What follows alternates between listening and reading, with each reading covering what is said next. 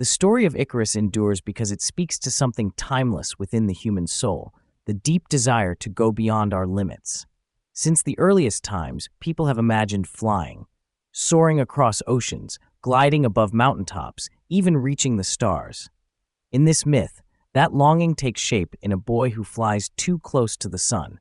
But before his ambition ends in tragedy, it begins in hope. Icarus, like many before and after him, does not start out arrogant. He begins with wonder. Many cautionary tales get reduced to simple warnings, but the myth of Icarus resists that. It begins with the possibility of freedom, a world not yet marked by failure. The moment before flight is filled with promise. The wax has not melted. The wings are still strong. The sky remains wide open. In that moment, the myth invites a question. What if he had succeeded? What if ambition had walked hand in hand with wisdom, and desire had been balanced by discipline? Before the fall, there is the rise, and in that rise we see ourselves, not in the tragedy that follows, but in the courage to believe flight is possible. Long before Icarus ever took flight, his father Daedalus was a man both admired and feared. In the ancient world, genius was a gift that often carried a price. Daedalus was not just an inventor. He was a craftsman whose skills seemed to rival those of the gods. On the island of Crete, he built marvels for King Minos, including the famous labyrinth, a winding maze designed to imprison a terrifying creature known as the Minotaur. But when brilliance serves power, it often breeds mistrust. After Daedalus helped Theseus defeat the beast and escape the maze, his loyalty became suspect. Rather than honor his genius, King Minos chose to confine it. Daedalus and his son were locked away in a tower, trapped not just by stone, but by the fear of a ruler who no longer trusted the mind he once praised. Still, Daedalus refused to give in. Instead of despair, he turned to creativity. He stopped building for kings and began building for freedom. With wax and feathers, he shaped wings, tools of escape. Walls could not hold him. Chains could not bind what he imagined. In that moment, Daedalus became something more than a myth. He became a symbol of defiant creativity, a father forging not only a path to survival, but a legacy of liberation for his son.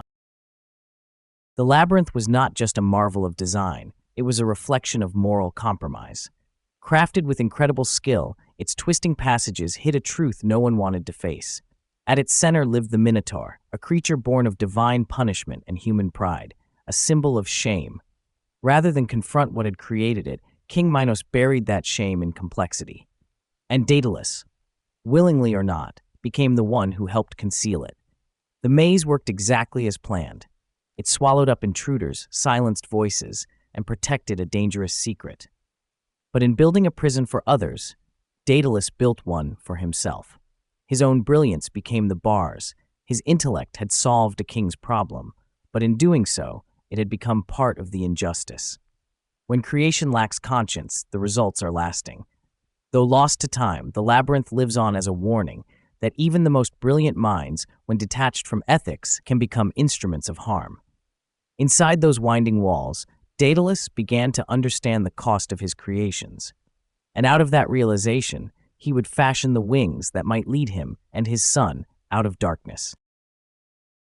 In the silence of their tower, Daedalus worked, not with anger, but with quiet determination. The prison that confined their bodies could not contain their dreams. Using feathers, wax, and whatever bones they could gather, he began to craft something extraordinary, wings. Wings that would lift them not just into the sky, but into a new life. Every feather was placed with care, every seam sealed by hand. This was not a spectacle, it was a lifeline, shaped by love and necessity. Icarus stood beside him, watching with eyes full of awe. To him, the wings meant more than escape. They were a promise of freedom.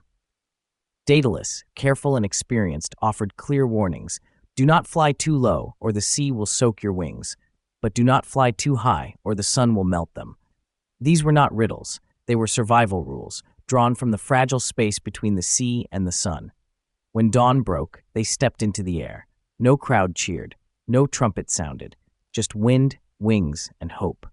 This was not rebellion, it was quiet defiance, proof that vision and love could lift them beyond walls. Side by side, father and son rose into the sky, tethered to each other by trust. To Icarus, the sky was not a path, it was a revelation. As his wings caught the wind, a rush of feeling overtook him. Below, the sea shimmered like silver.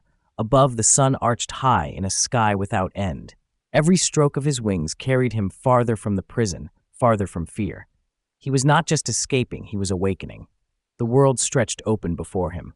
Daedalus flew nearby, steady and careful, glancing back often. But Icarus had entered a different world. The air was alive. The wings held strong. He felt unstoppable. His father's warning seemed distant now, muted by the rhythm of the wind and the pull of the sky. He climbed higher, drawn by light. His flight became something more than movement. It became joy, unfiltered. The ocean grew quiet beneath him. The sun closer. In that moment, he was not a fugitive. He was a soul in ascent. But joy can blur boundaries. The air thinned, the wax warmed. What Icarus thought was endless freedom was in truth a delicate threshold. And in his wonder, he crossed it. His fall did not begin with thunder. It began with silence. The wax softened. A feather slipped free. Then another. Icarus, once lifted by wonder, began to drift. The wind that once carried him grew uneven. The sky, once welcoming, began to turn away. His arms reached, not in rebellion but in disbelief, as the heavens faded above him. The sun, untouched, offered no mercy. The sea, vast and waiting, grew larger below. Panic overtook him. Joy gave way to fear. In those final seconds, he did not scream at the sky. He reached for it. But the sky does not hold what has gone too high. From behind, Daedalus watched. The words he had spoken, the careful warnings, had not been enough. The wings he had crafted had become wings of grief. Icarus fell, not because he was prideful, but because he believed he could stay in the light forever. No sound could mark the depth of that sorrow, only the silence that followed, and the ripples where light had once danced.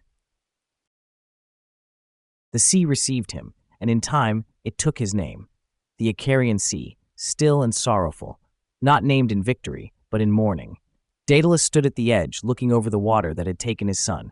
There was no monument, no song, only a name, carved into the map, shaped by pain.